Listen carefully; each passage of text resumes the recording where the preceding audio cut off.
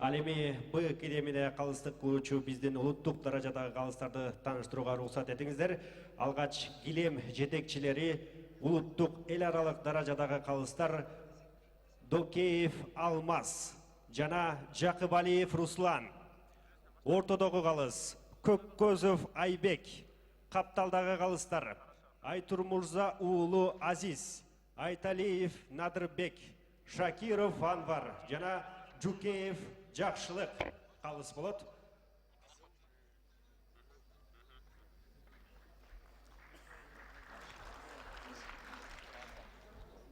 Килограммдагы балбандарды чакырып алсак.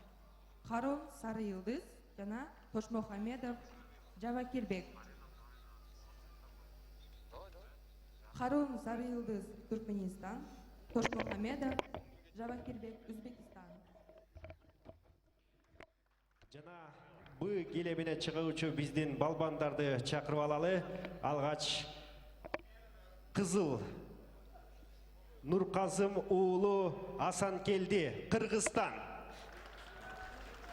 Жана Көк Юсуф Дикен Туркия мамлекети. Саламатсыздар Даярдансын. Телекөрүүчүлөр, КТРК Спорт телеканалында түз эфирде назарыңыздарда биринчи ирет өткөрүлүп жаткан кыргыз күрөшү боюнча Азиянын ачык чемпионатын тартуулайбыз. Бул жолу эми дал ушул ата бабаларыбыз күрөшүп келген кыргыз күрөшү боюнча ири мелдеш биринчи ирет, алгачкы ирет дал ушул мына ушул кыргыз жергесинде Борбор калабыз Бишкек шаарында Кожомкул атындагы спорт ордосунда өткөрүлүп жаткан маалы. Демек, бул мелдештин дагы мартабасы муну менен абдан бийик, чоң экендигин айта кетишибиз керек. Андыктан мына биз менен биргеликте дал ушул кыргыз күрөшү боюнча мелдештерге назарыңыздарды бурабыз. Азыр А килеминдеги мелдештерди сиздерге тартуулайбыз. Азыр эми 55 килограммдык салмактык чембирдикте Кызыл Курчан, Туркиялык Харун Сары Йылдыз жана ошондой эле Нурказым уулу Асанкелди Кыргызстан жана Юсуф Дикен Турция. анын атаандашы туркиялык өзбекстандык Жавохирбек Ташмухамедов. Бул Көк Курчан балбан жана азыр башкы калыстын көрсөтүүсү боюнча азыр дароо 2 упайды алып, азыр алдыны көздөй кадам жасап баштаган чагы. Демек, жалпы жонунан бул мелдеште 28 медальдын топтом ойнотулат. Баракелде, азыр таза жеңиш. Жана бул жактан азыр өзбекстандык спортчу өзбекстандык балбан дароо биринчи айланпанын натыйжасында жеңүүчү аталып отурган маалы.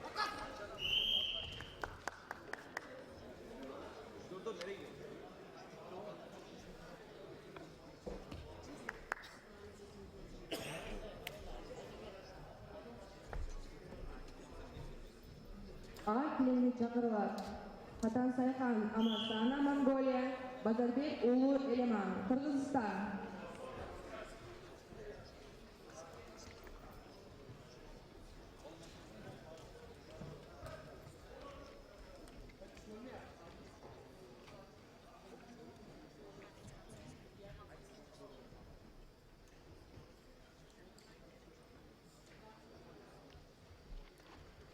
Урматтуу телекөрүүчүлөр, эсиңиздерге сала кете турган болсом, бул Азиянын ачык чемпионаты Кыргызстанда биринчи ирет өткөрүлүүдө. Тактап айтканда Бишкек шаарында да бир жолу эсиңиздерге сала кете турган болсок, жалпы жонунан бул эми эл аралык кыргыз күрөшү федерациясы тарабынан уюштурулуп, анын натыйжасында ошол бирдиктүү эрежелери дагы каралып чыккан.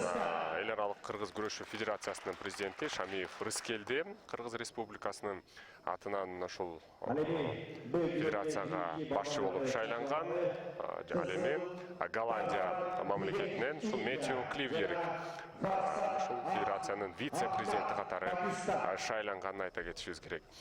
Эл аралык кыргыз күрөшү федерациясы 2018 жылы негизделип, ушул Кыргыз Республикасынын юстиция министрлигинде ушул расмий катталган. Демек, бүгүнкү күндө дал ушул федерациянын курамында 22 мамлекет мүчө болуп киргенин дагы айта кетишибиз керек. Сөз түрдө бул тууралуу дагы федерация тууралуу, анын ишмердиги тууралуу дагы алдыда сөз кылабыз. Ал эми кийинки килемге чакырыла турчу азыр спортчулар менен тааныштырабыз. 55 килограммга чейинки салмактык чен бирдикте азыр Хатан Сайхан Амарсана Монголия, Базарбек уулу кызыл Курчан Балбан азыр монголиялык Амарсана Хатан Сайхан жана анын атаандашы кыргызстандык Элеман Базарбек уулу. Ал көк Курчан Балбан 1998 жылы төрөлгөн. Жана азыр убакыттар ченелип, азыр эки балбан килемдин так борборунда курлардан кармап, азыр мелдешти баштап отурушкан чагы. Кыргыз күрөшү дээрлик эми ушул белбоо күрөштөрүнүн арасында абдан эркин жана спортчуларга бир катар ушул ыңгайлуу шартты, ыңгайлуу ушул ыкмаларды жасоого абдан ушул негизделген. Андыктан бир колду кое берип, анын натыйжасында ушул ыкманы жасоодо өзүнө тиешелүү бир абалды издеп табууга жакшы мүмкүнчүлүк бар. Демек, азыр эми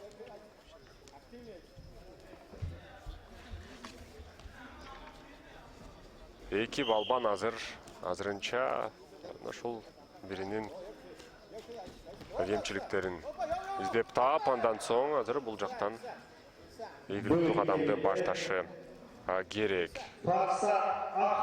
Пакистан жеңишке жетишти.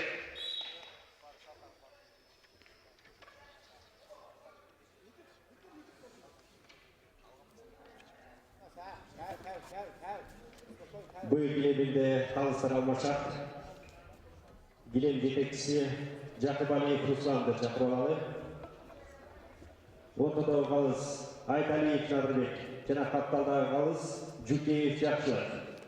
Азыр эми монголиялык балбан азыр кызыл Курчан азыр атаандашы Элеман Базарбек уулуна каршы азыр күрөштү ийгиликтүү баштап, анын натыйжасында азыр алгачкы бир упайды өзүнүн капчыгына сала алган. Баракелде азыр чындыгында бул жактан 2 упайды азыр атаандашын капталга жыгуу менен азыр өзүнүн эсебине жазып олтурат. Демек, азыр 3-0 айырмачылыгында азыр ушул кыргызстандык балбанды утуп жатканы сөз түрдө бул жактан таң калтырбай койбойт. Анткени эми кыргыз күрөшүнө сөз түрдө кыргыз балбандары артыкчылык менен азыр биринчи алдыга кадамды жасашы керек беле. Бирок анткени менен эми сөз түрдө азыр калыстын дагы эскертүүсүн алып олтурат. Анткени жоо боюнча, эреже боюнча курдан 2 колду тең чыгарып жибербеши керек.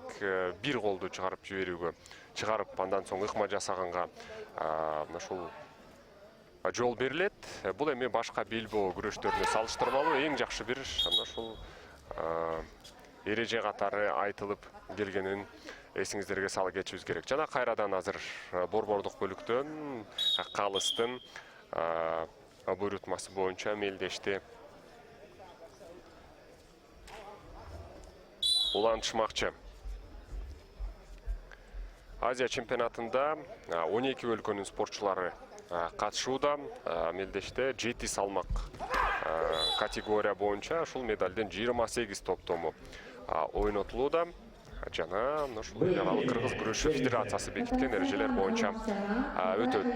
Мындан тышкары ушул Азия чемпионатына өткөрүүдө жаштар иштери, дене тарбия жана спорт боюнча мамлекет агенттик тарабынан жана ушул чемпионатты уюштуруу үчүн спорттун улуттук түрлөрү боюнча дирекциясынын бюджетинен 1 481 000 сом каралганы дагы ушул жана кызыл түстөгү Бекбай Бекберген Казакстан A келине чакыралат. 84 салмактагы Кожомуратов Бектурган, Кыргызстан, Жакибалиев Талант, Россия.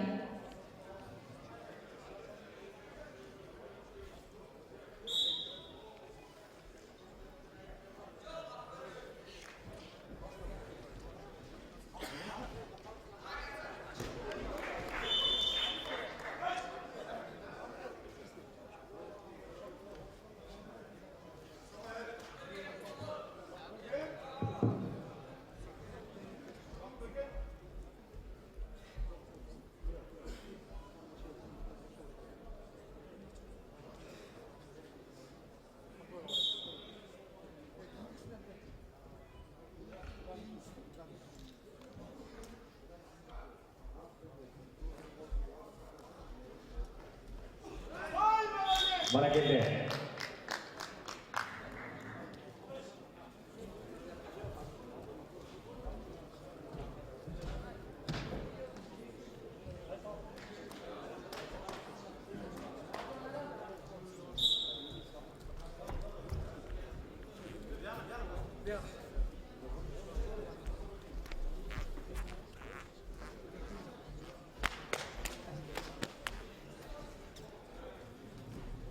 A келемінде халықтар алмашады. Руководитель Кабра Бапиев Бақытбек, улуттук даражадагы калыс, Жаманкулов Нурсеи, улуттук даражадагы калыс, Давлетбаев Алишер, биринчи даражадагы калыс.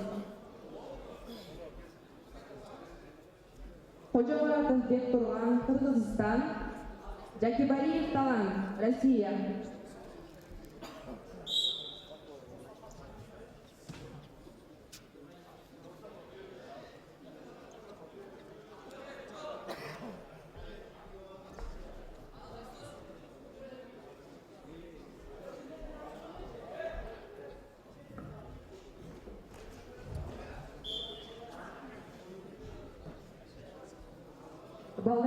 Балбандар менен таанышып өтсөк. Кызыл Бурчан, Кожомуратов Бектурган, Кыргызстан, Гокур, Жакибалиев, Россия. Даярдасын Мостафар Парвизи, Иран, Кайтар Бохтулов, Өзбекистан. Б келеміне чыгуучу балбандарды даярдануусун сурайбыз. 84 килограммдык салмактык чендирликте азыр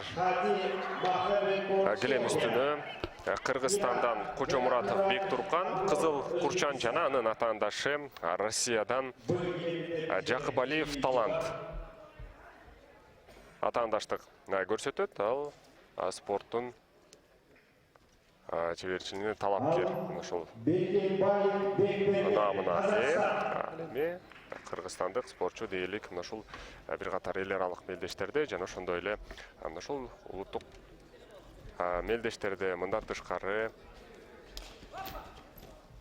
бүткүл дүйнөлүк көчмөндөр оюндарында дагы өзүнүн күчүн сынап келе жатканын айта кетишибиз керек. Буга чейин дагы ушул Кыргызстандын биринчилигинде ушул Кожомуратов Бектурган өзүнүн ийгиликтүү мелдештерин көрсөтүп, бир катар ушул мыкты күчтүү балбандарды жеңүү менен анын натыйжасында ушул ийгиликтүү ушул карьерасын куруп келе жаткандыгын айта кетишибиз керек. Азыр эми чындыгында бул жактан Бектургандын аракети абдан жакшы жана сөз түрдө эми бул спорттун түрүндө сөз түрдө атаандашына салыштырмалуу ал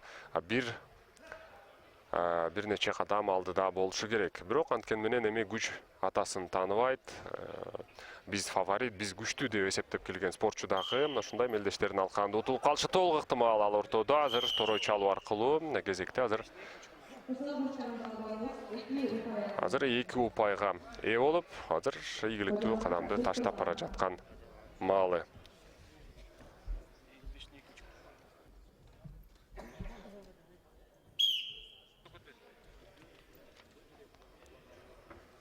Кайрадан борбордук бөлүктө азыр Бектурган Кожомуратовдун активдүүлүгүндө кезектеги күрөш башталат. Жана азыр бул жакта өзүнүн пассивдүүлүгүн көрсөтүү менен баракелде жакшы 2 упай Кызыл бурчанын балбалына 2 балл.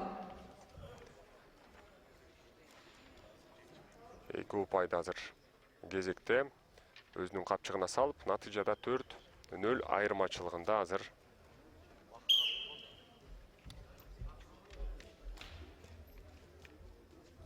ийгиликтүү жолун баштап келе жаткан маалы.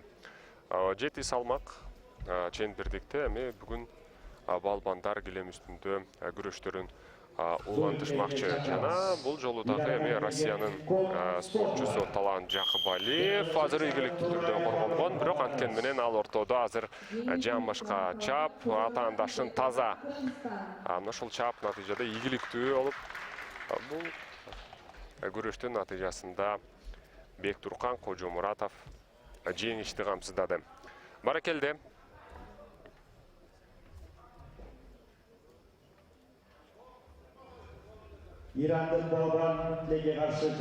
Жалпы мелдештердин жүрүшүндө, кыргыз күрөшүндө салмак түркүмдөрүндө 7 салмак белгиленген, 55 килограммга чейинки салмактык чембирдикте 60, 66, 74, 84, 96 килограммга чейин жана ошондой эле 96 килограммдан жогорку салмактык чембирдикте спортчулар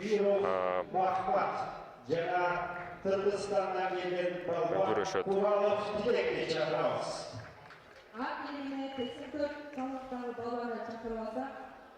Мустафа Парвизи, Иран, Хайтбаев Мухаммадулло, Узбекистан.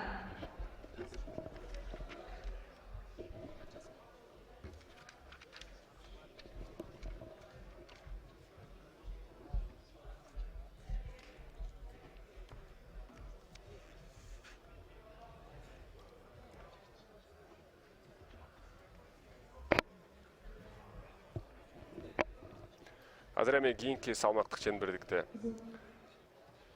спортчулар килемге чакырылышат. Мустафа Парвизи, Иран, Кокушан Хайтбаев Мухаммадулло, Узбекистан.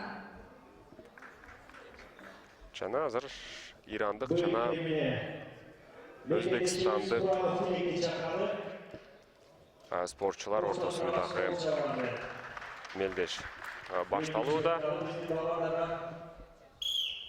Хайтбаев Мухаммадулло спорттун чебери намына жана азыр дароо жасалган ыкманын натыйжасында 1 упайды өзүнүн капчыгына салып, азыр ийгиликтүү азыр бул мелдешинде кадам жасап олтурган маалы. Бул жерде чыккан биздин балбандарды тааныштырайлы. Миров Махмат, Тажикистан, жана Туралов Тилек, Кыргызстан.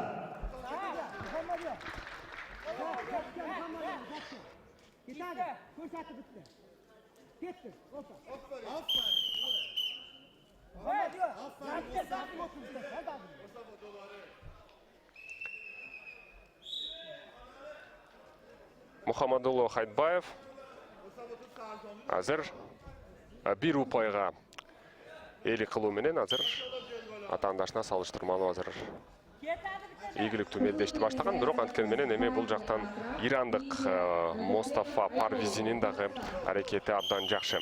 Эми сөз түрдө мындай жасалган ыкмалар сөз түрдө акырындык менен спортчуларга кезек-кезек менен упайларды алып келиши токтомал.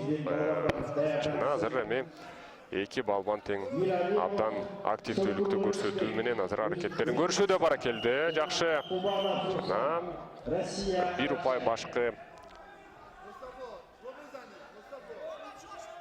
калыс тарабынан азыр ыйгарылды.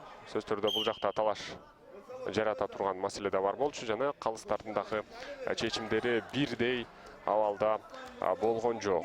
Жана азыр кайрадан бутка туруу абалында борбордук бөлүктөн алар мелдешин ийгиликтүү улантышат. Жана килем үстүнө азыр чалкалатып атаандашын кулаткандыгы үчүн дагы 1 упайды өзбекстандык Хайтбаев Мухаммадулло өзүнүн эсебине жазып олтурган маалы. Калыстардын тобу жалпы бир катар ошол тизмеде турушат.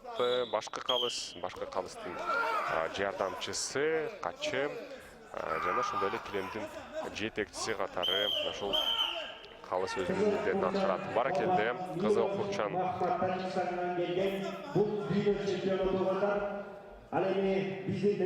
Жана Мустафа Парвизи азыр биринчи кезектеги экинчи упайын өзүнүн эсебине жазды. Жана торой чалуу аркылуу жасалган ыкма бул жактан таза жеңишти. Азыр Көк Курчан балбан тактап айтканда өзбекстандык Мухаммедулло Хайдбаевдин эсебине жеңишти алып келип отурат. Жана бул бөлүктө 84 килограммга чейинки салмактык чембирдикте ал атаандашын ушул убактысынан мөөнөтүнөн эрте азыр утуп кийинки ушул бөлүккө чыга алды.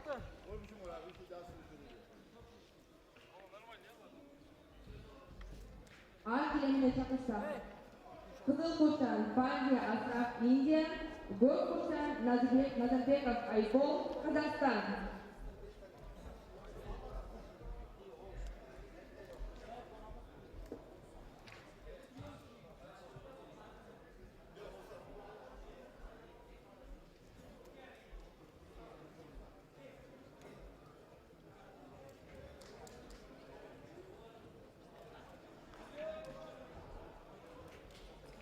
Кыргыз күрөшү боюнча Азиянын ачык чемпионатында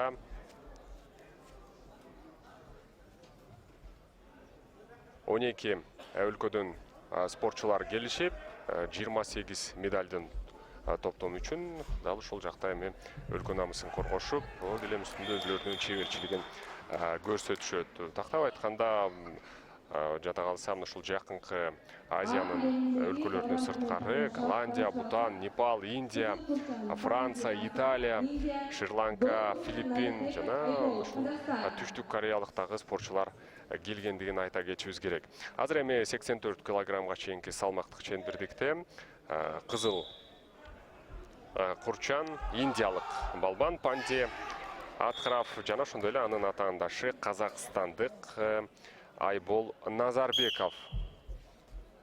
Көк Курчан балбан. Азыр эми убакыт каралып, азыр балбандар борбордук бөлүктөн мелдешти баштап олтурушат. Баракелде, менин оюмча бул жакта таза жеңиш берилиши керек ооба. Жана калыстардын бирдиктүү чечими менен азыр бул жакта жеңүүчү аныкталып, жана казакстандык балбан атаандашын таза далысы менен келем үстүнө жыгытып, натыйжада жеңүүчү аталып олтурат.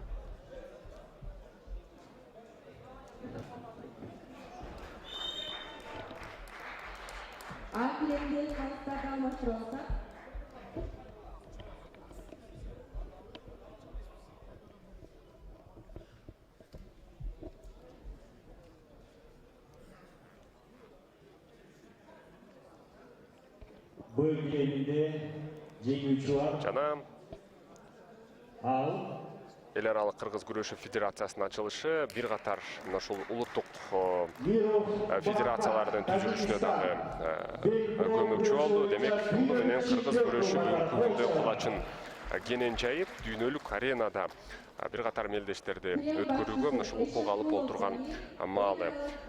Эл аралык Кыргыз күрөшү федерациясы ушул ата бабалар мурасы болгон улуттук кыргыз күрөшүн эл аралык жана ошондой эле айтып өткөндөй эле дүйнөлүк спорт аренасына алып чыгып, ушул таанытуу жана кеңири жайылтуу максатында болуп келет.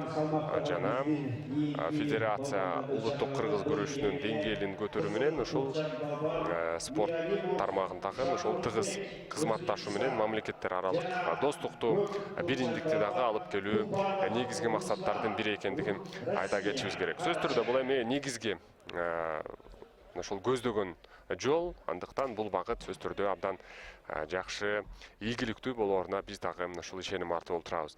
Азыр эми акырындык менен спортчулар даярдык көрүп, ар бир салмактык чембирдикте спортчулар даярдануу менен мелдештерге чыгышы керек. Кыргыз күрөш федерациясынын дагы бир ушул түзүлгөнүнүн негизги максаты катары ушул кыргыздын улуттук оюндарын жандандыруу, бекемдөө жана мына ушул эл аралык деңгээлде жайылтуу, өнүктүрүү болуп эсептелерин айта кетишибиз керек. Жана бүгүнкү күндө ушул федерациянын ишмердүүлүгү ушул Кыргызстанда гана эмес, ушул өкүлчүлүктөр аркылуу алыскы жана жакынкы мамлекеттерде жүргүзүлөрү дагы белгилүү. Жана өз кезегинде ушул кыргыз күрөшүн өнүктүрүү негизинде анын приоритети катары эл аралык уюмдардын катарына кошуу жана ошол балким сөз түрдө кыргыз күрөшүн дагы биз ошол эле дүйнө чемпионатында, ошол эле Олимпиада оюндарында дагы көрүүгө мүмкүнчүлүк ачыларын айта кетсек болот. Азыр А килеминде мелдешке кийинки салмактык чембирдикте спортчулар даярдануу менен тиешелүү таризде азыр чеберчиликтерин көрсөтүшөт. Андыктан биз жалпы катышып жаткан спортчуларга ийгилик каалайбыз. Let's introduce our wrestlers. Red Adibay Diaz from Kazakhstan. Blue belt Karol Sarıyeldin from Turkish.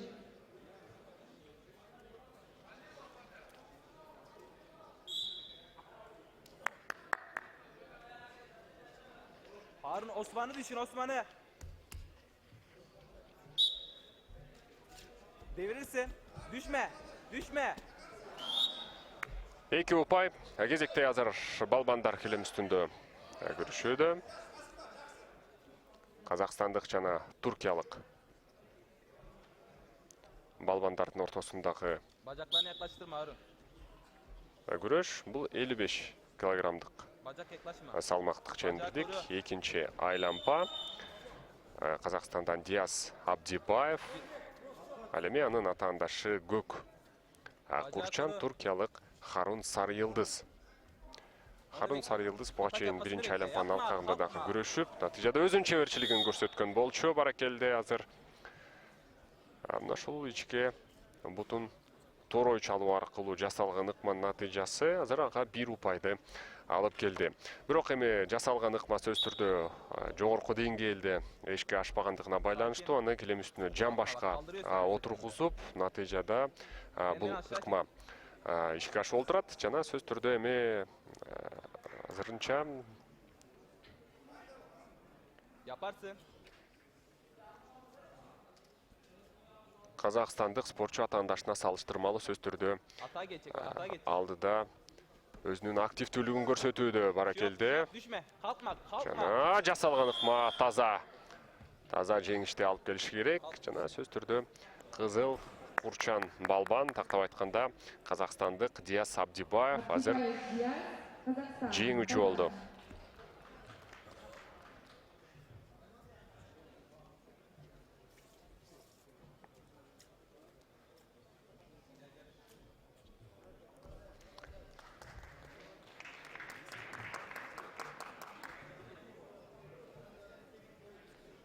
Эсиңиздерге сала кете турган болсом, кыргыз күрөшү боюнча Азиянын ачык чемпионаты Бишкек шаарында Кожомкул атындагы спорт ордосунда өткөрүлүүдө. Жана уламдан улам дал ушул спортко кызыгып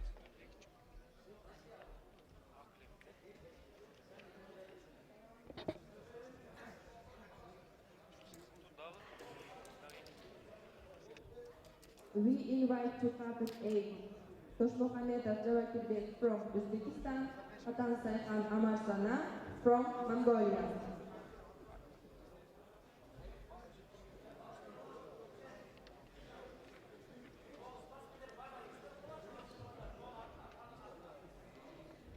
жана мелдештерди өткөрүүдө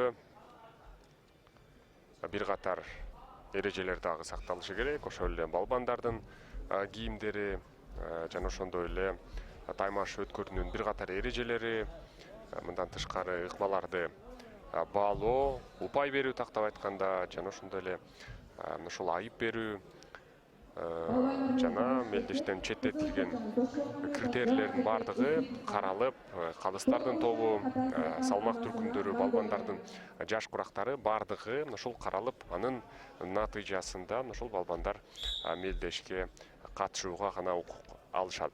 Азыр 55 килограммга чейинки салмактык чембирдикте экинчи айлампанын алкагында азыр экинчи күрөш жүрөт. Кызыл курчан балбан бул Өзбекстандык Жавохирбек Ташмухамедов жана натандашы монголиялык Амарсана Хатан Сайхан. Молодец, шошилмеймиз. Бул эң жеңил салмактык чембирдик. Эсиңиздерге сала турган болсок, жана бул салмактык чембирдикте эмес, сөз түрдө абдан ыкчам, тез ыкмалар жасалышы толук ыктымал. Жана эки упай курчан балбан монголиялык спортчу азыр алдыга биринчилерден болуп өзүнүн активдүүлүгүн көрсөтүү менен азыр мына ушундай артыкчылыкка ээ болуп олтурган маалы. Демек, сөз түрдө бүгүнкү күндө дагы дал ушул күрөш түрлөрүнүн алкагында азыр капталга жыгуу менен бир упайга ээ болду. Монголиялык спортчу бел боо күрөшүн ала турган болсок, маселен кыргыздын ошол эле алыш күрөшү, эл аралык деңгээлде кулачын кенен жаюу менен бүгүнкү күндө ушул Азия чемпионаты, дүйнө чемпионаты жана бир катар континенталдык мелдештер дагы өткөрүлүп келет. Сөз түрдө алардын катарында кыргыз балбандары дагы ушул мелдештерде ушул ийгилик жаратып, натыйжада кыргыздын желегин бийик желбиретип келишкен маалы.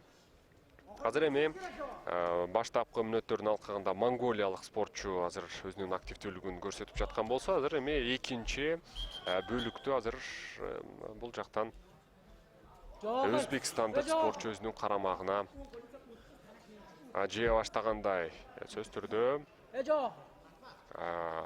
аракеттин натыйжасында кайрадан эми атаандашынан ашып түшүп ийгилик жаратууга толук мүмкүнчүлүк бар. Анткени таза жасалган ыкма сөз түрдө калыстар тарабынан бааланып, натыйжада кыска мөөнөттүн ичинде гана жеңишти камсыздаганга баракелде. Таза жеңиш жана монголиялык Амарсана Хаттан Сайхан азыр ийгиликтүү түрдө жеңишке жетип олтурат. Бирок анткен менен азыр жыйынтык толук кандуу чыгарылбайт. Жана бул жактан азыр Өзбекстандык спортчунун ушул машыктыруучусу тарабынан азыр челлендж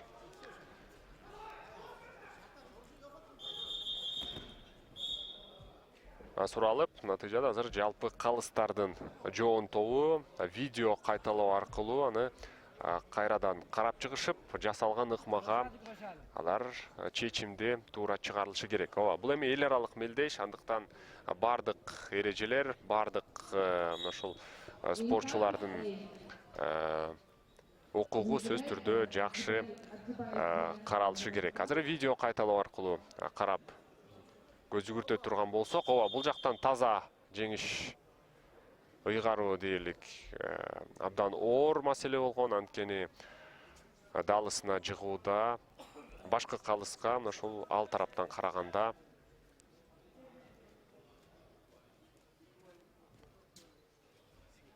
İki bal. Молодец. Yok, gitti bitti.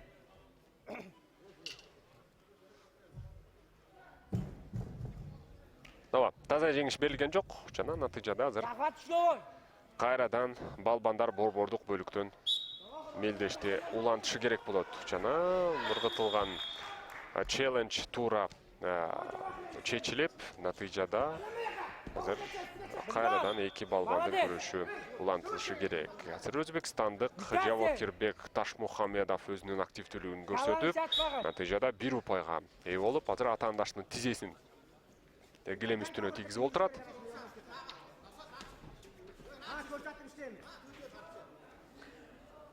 In carpet A, with red belt, Tashmuhamedov Jawahirбек from Uzbekistan. Заход Ширадес. Blue belt, Hatan Sayhan, Amarsana from Mongolia. Заход Ширадес.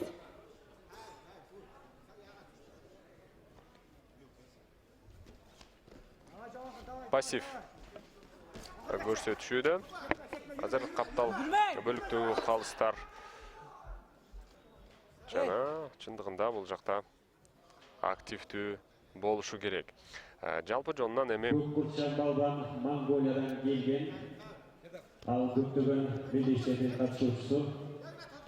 Корсоктагы ыкмаларды баалоодо эгерде каптал кырына жыгыла турган болсо, же болбосо денесинин көпчүлүк бөлүгү күрөш тилкесинен сырткары таза жыгыла турган болсо, анда калыстар тарабынан 2 упай ыйгарылат. Баракелде, жакшы жасаган 2 упай. Азыр өзбек балбаны азыр атаандашына каршы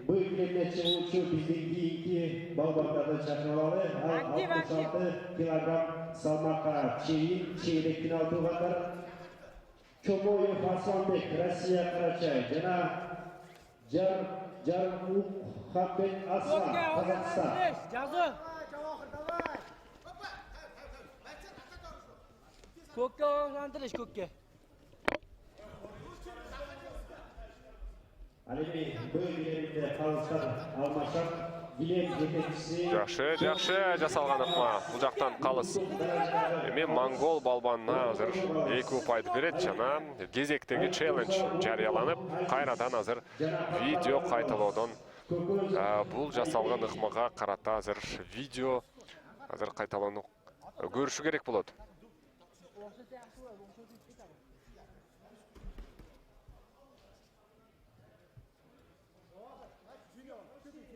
Kol çıkarıp koysun kol.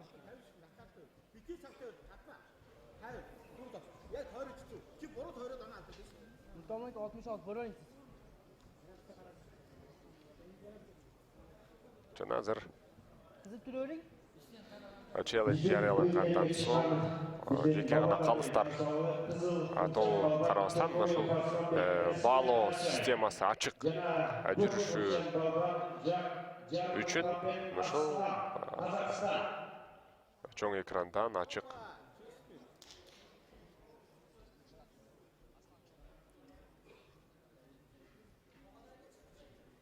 Bir bal.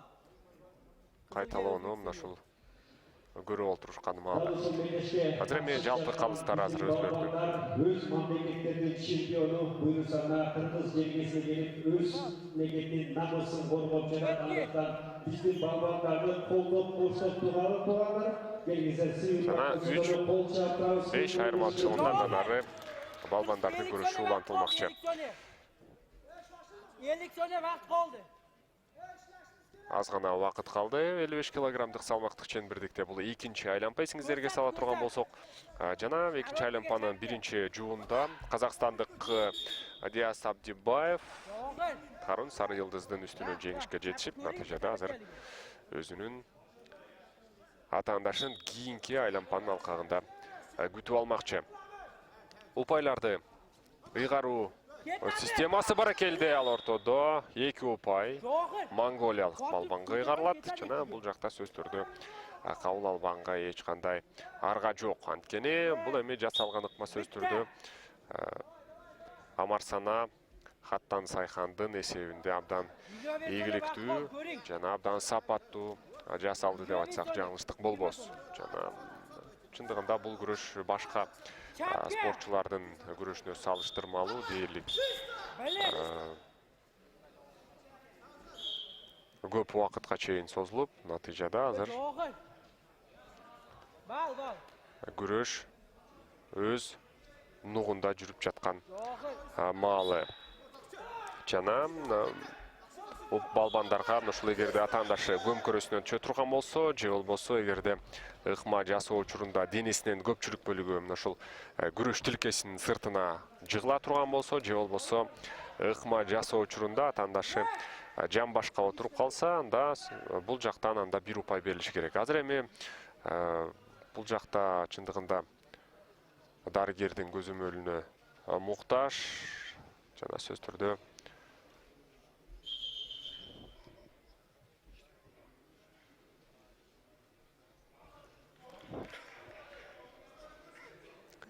жана азыр жеңүүчү аныкталып, монголиялык Амарсана Хаттан Сайхан азыр упайлардын артыкчылыгында азыр тактап айтканда 4-7 айырмачылыгында азыр жеңүүчү аталды. Бул экинчи айлампа 55 килограммга чейинки салмактык чембирдикте балбандар Бұл айлампаны жиынтықташты. А келемечеге 84 салмақтағы балбандарыбыз Фархат Махмуд, Иран, Көк Курчан балбан Хожомуратов Бектурган, Кыргызстан.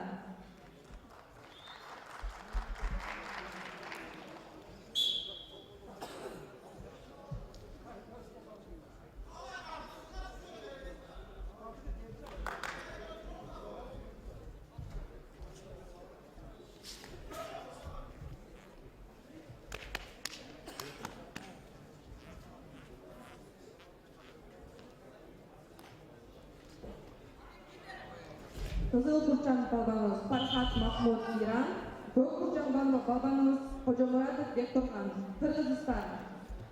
Дағы бір рет саламатсыздар, урматтуу телегөрүүчүлөр.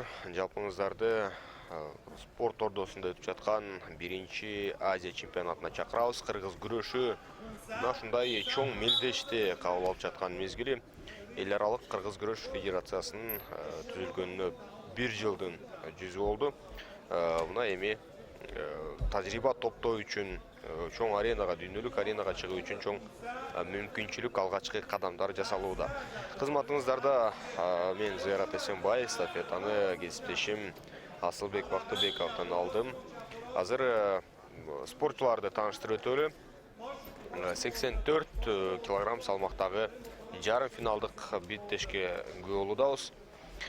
Фархат Махмуд 1992 жылы туулган ирандык спортчу. Жана ошондой эле анын атаандашы Бектурган Кожомуратов биздин мекендешибиз. Жакшы аракет жасады.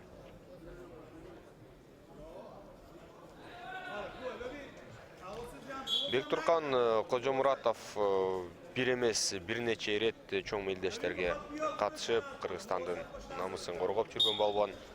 Дүйнөлүк көчмөндөр оюндарына катышып дагы бизде кубантып келген. Андыктан бул спортчуга тең келер балбан келдиби деген суроо бар. Жакшы, таза жеңиш. Далысы таамай. Килемге чапталды атаандашынын ирандык балбан Фархат Махмуд туруштук бере алган жок. Демек, Бектурган Кожомуратов ушундай ийгиликти багындырууда. Азамат финалдык бөлүктө эми биз Бектургандын күрөшүн көрөбүз.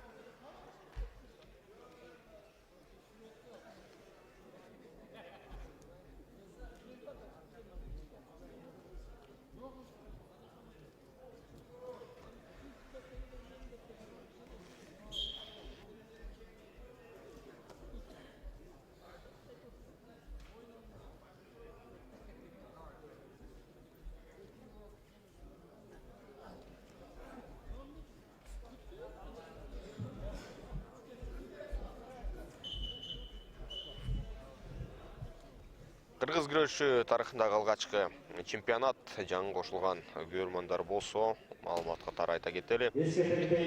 Жана кийинки салмак тактап айтсак, ошол эле салмак кийинки спортчулар.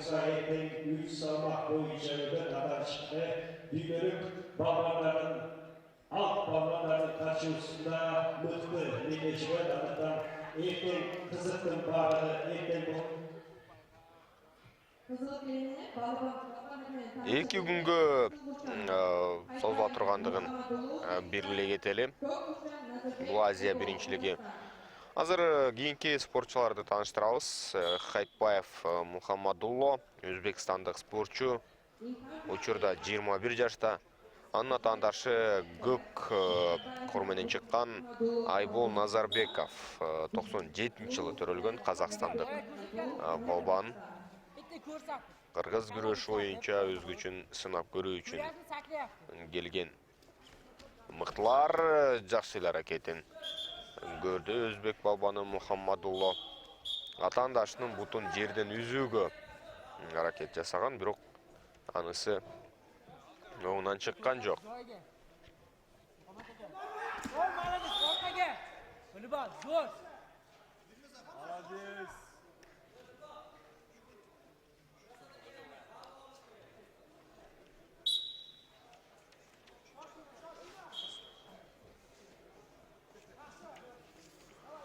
Азыр эми кийинки иш аракеттерине назар салалы. Жакшы. 1 упайды алды алгачкы өзбек спортчусу Мухаммадулло. Кыргыз күрөшүндө чындыгында кооз ыкмалар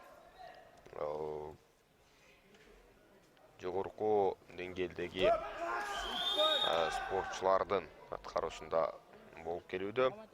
Азыркы учурда эми таза жеңиш эмес 2 упайды ыйгарды башкы калыс Мухаммадулло Хайтбаевга. Казак спортчусу атаандашына караганда бир аз кичирээк экендиги көрүнүп турат көлөмү боюнча. Көк бурчак балдар, кызыл бурчак балдар, Чомоев Асланбек, Россия Карачай. Казакстан жана Өзбекстан өлкөлөрү өз өкүлдөрүн жөнөткөн бул биринчиликке чемпионатка жалпысынан 12 өлкө келгенин белгилей кетишибиз керек. Эл аралык Кыргыз күрөш федерациясы былтыр негизделди. Расмий түрдө катталды. Жана азыркы учурда курамына 22 мамлекет кире турганын белгилей кетели. Алар Бангладеш, Индия, Непал, Бутан, Голландия дагы бар. Америка Кошкон Штаттары, Франция, Италия сыяктуу Европа өлкөлөрү келген. Таза жеңиш. Таза жеңиш. Демек Айбол Назарбековго ортодо калыс таза жеңиш берген, бирок албетте ал чечим акыркысы эмес. Бул калыстын чечими дагы да болсо талкууланат. 2 упайды берди кесиптештери. Таза жеңиш болбой калышы мүмкүн. Челлендждер кытканын көрдүк. Мухаммадулло Хайтбаев бул эми маанилүү финалдык бөлүккө болгон мүмкүнчүлүк, жолдомо. Азыр кайталоону байкайбыз. Чында эле ыкма таза болгон. Бир Вали Мухаммад, Тажикистан. Жана көк бурчак балдар, Мича Зан, Франция. Сыртынан кармап Полча коштотканы алысы Франциядан келген биздин балдарыбыз. аракетин көрүп жаткан бул спортчу.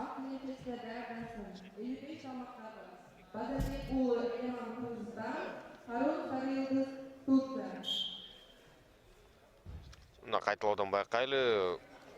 Далысы менен тийген эмес, бирок. Далысы менен тийген эмес. Айбол Назарбеков бирок атаандашын өз убагында кармаган. Физикалык жактан Мухаммадулло Хайтбаев биртөлү күчтүү байкасаңыздар. Челленджден кийин 2 упайды берди. Челлендж бул кайталоону карагандан кийинки же болбосо кайталоого берилген атайын талап. 2 упайды Мухаммадулло Хайтбаев өз эсебине жазып койду. 6-2 эсебинде.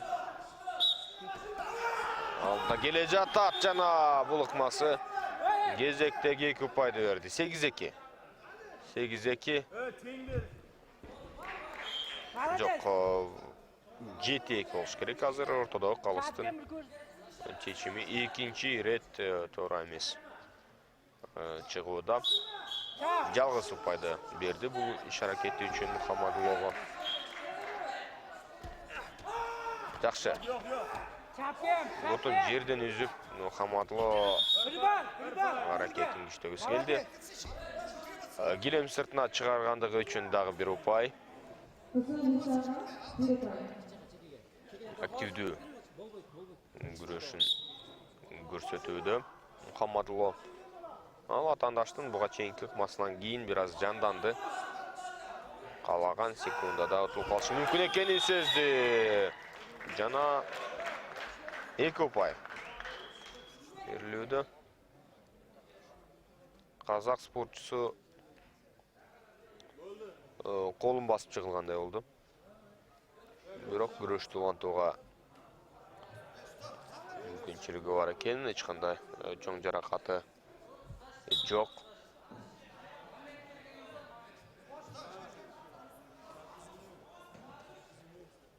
Бири-бирин күтүп, тандаш туура эмес кыймыл жасаган мезгилде ыкманы баштап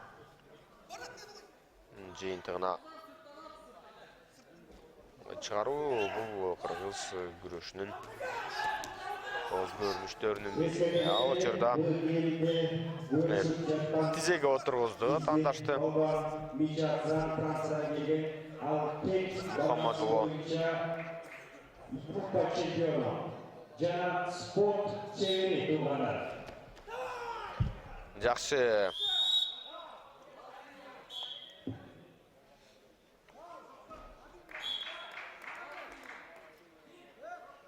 Дагы бир упай.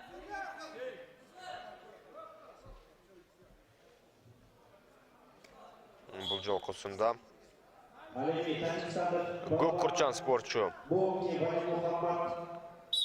Спорт чеберине талапкер туугандар. ийгиликтүү болуп упайды кошо алды. Эми кийинки иш аракет үчүн дагы бир упай.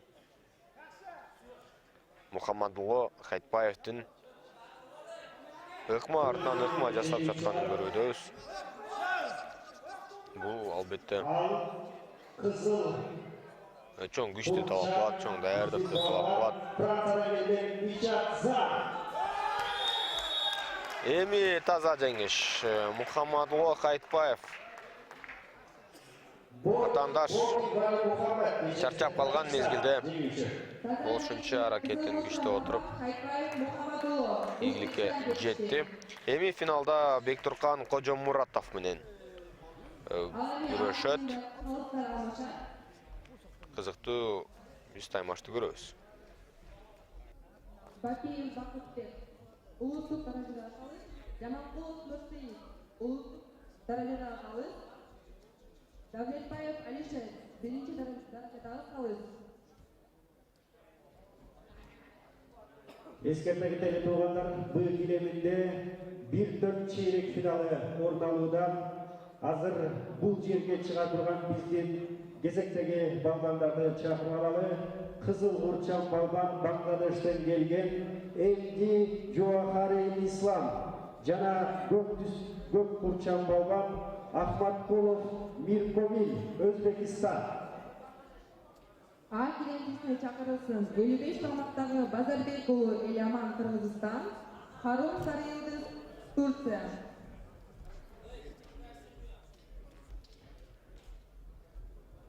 We invite to the carpet A with red belt Bazarbek ulu Elyaman from Kyrgyzstan, with blue belt Harun Sarıldız from Turkish.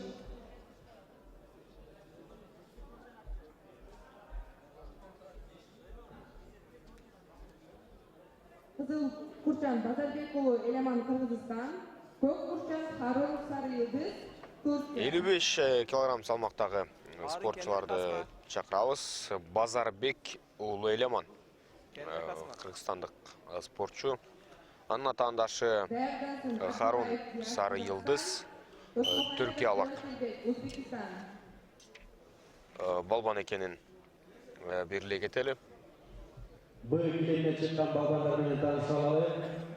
Кызыл Курчан балбан. Ал учурда кыргыз балбаны атаандашына мүмкүнчүлүк бербестен көргөндөй дароо эле таза түрдө чапты. Жана ийгиликке жетти. Азамат Базарбек уулу Элеман кийинки айлампага жолдомо алды. Казакстан, Тошмухамедов Завахидбек, Узбекистан.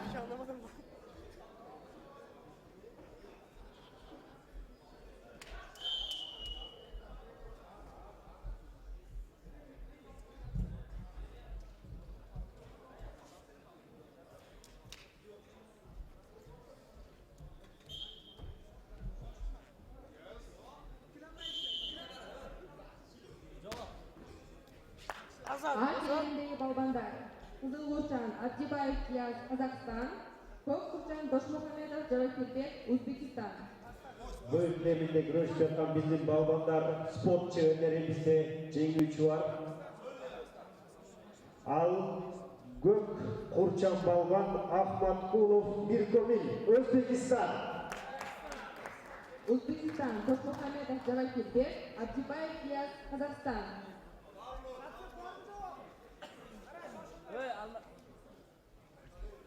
Almashib qol, tablot. Диас Абдибаев, казахстандық спортшы, атандашы Жавахирбек Тошмухамедов шықты. Kızıl Kurçan, Abdibayev Diyaz. Көк құрменен Жавахирбек өзбек балбаны, алами Kızıl Kurçan, қызыл менен Диас Абдибаев Toshmuhamedov Javakirbek. шыққанын белгілей кетелі. Bu bilemine çıkmışı balbanlarda değerden çıkmışı sıramız. Kızıl Kurçan Balban Nurkazın oğlu Hasan geldi, Kırgızistan. Jana Gök Kurçan Balban Farsat Ahmat, Pakistan. Birinci aytılgan balban Kızıl Kurbayna, ekінші aytылgan balban Gök Kurbayna. Ережеге лайық әрбірлі күреш түрінен жосына лайық бірінші шақырылған спортшы қызыл құр же қызыл мына шол форма менен шығады. Дзюдода біріншісі ақ кимоно, екіншісі көк кимоно болғанда өліп, жақта біріншісі қызыл жана екіншісі көк құр менен шығып келішеді. Диас Абдибаев жана Жавахирбек Тошмухамедов, Өзбекстан спортчусу. Диас 2002 жылы туылған, бұл 17 жашта. Balbanlarмен tanışalı bu gileminde Ал эми анын атаандашы 97 жылы Nurkazın oğlu Hasan geldi, Kırgızistan. Jana Gök Kurçan Balban Farsat Ahmat, Pakistan. жеңил салмак спортчулары өтө Takratib faqat. чам аракеттер менен өзгөчөлөнөт дегенчекти азыр 2 упайды Жавахирбек өз пайдасына жазды. Boyunca dünya şampiyonu. Жаман эмес, жакшы баштады. Ko'rsat, bitta ko'rsat joyiga. Бул атаандашынан кичирээк. Бирок бул айырмачылык кыргыз күрөшүндө көп деле Bitta ko'rsat. сезилбейт. Азыр таза жеңиш. Молодец. Таза жеңиш ошо. Тандашты бутуна отургузуп барып, андан ары Taza değişir. далысына таамай Toshmuhamedov чапты, чаптап койду десек болот.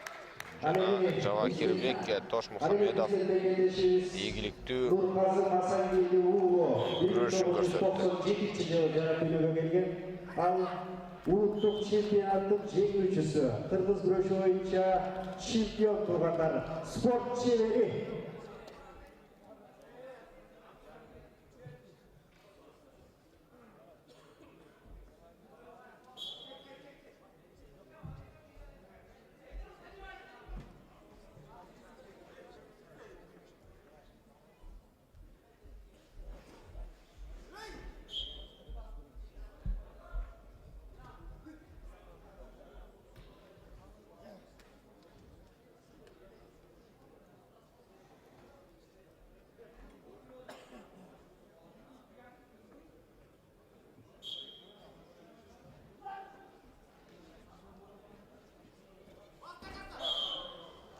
Barakende, taza jеңиш.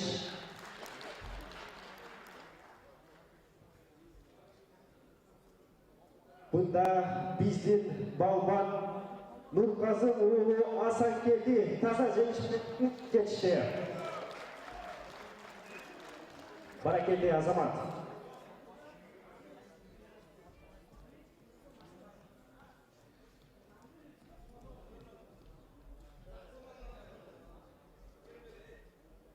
Bu gileminde kalıslar almaşat, gilem yetekçisi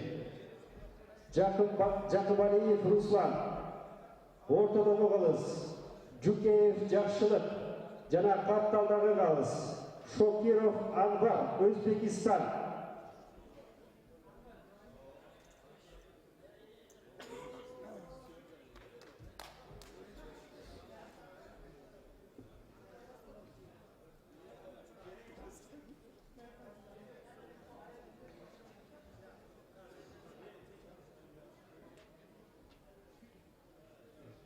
Урматтуу көрүүчүлөр, мына бүгүнкү Азия ачык чемпионатына Казакстан, Пакистан, Монголия, Россия Карачай Черкесия, Россия Москва, Тажикстан, Узбекистан, Индия, Америка, Франция, Бангладеш, Турция, Иран,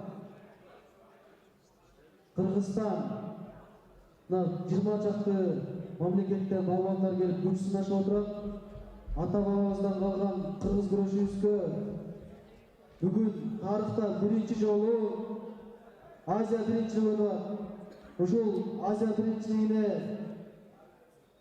бүгүн дүйнөсүнөн балбандар келип кыргыз күрөшүнө күч сынашууда.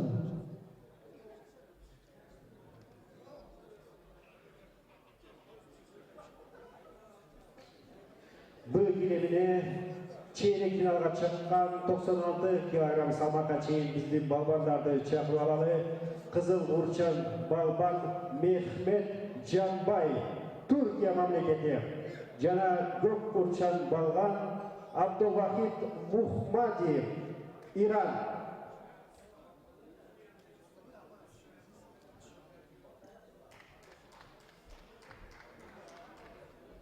A kilinkesine 55 salmaktagı Hatan Saykan Amarstana, Mongolia, Harun Sarı Yıldız, Turkiya çakırılar.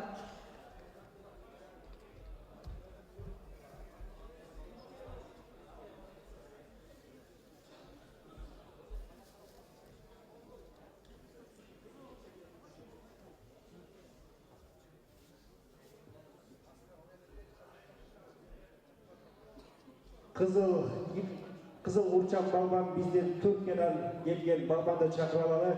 Mehmet Canbay.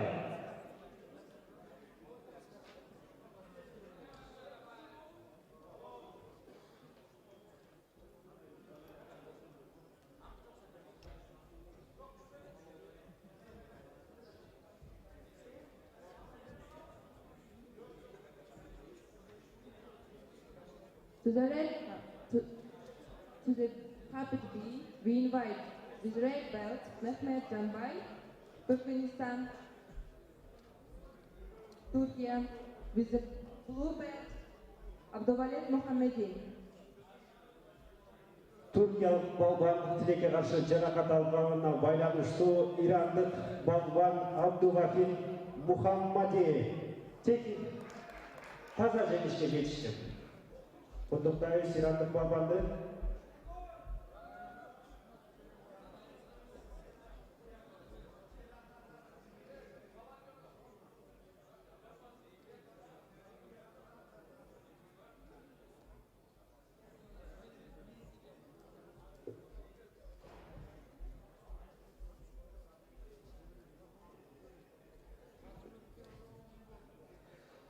...96 salmaktagı bizden kийинки balbanlar gilemge bu gilemine çıksın. Al Kızıl Burçan balban Anar Dorş, Mongolia.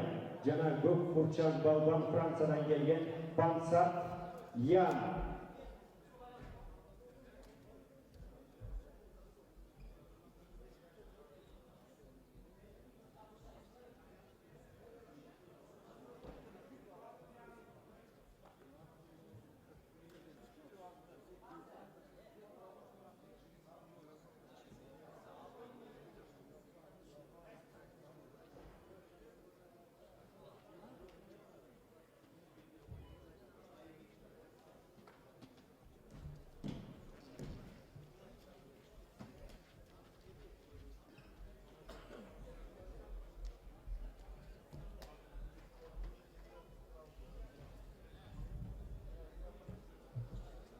Bu gilemine çıkan bizim balbandardı tanıştırıp alalı. Kızıl Burçan balban Anar Dorş, Mongolia. Jana Gök Burçan balban Pansat Yan, Fransa.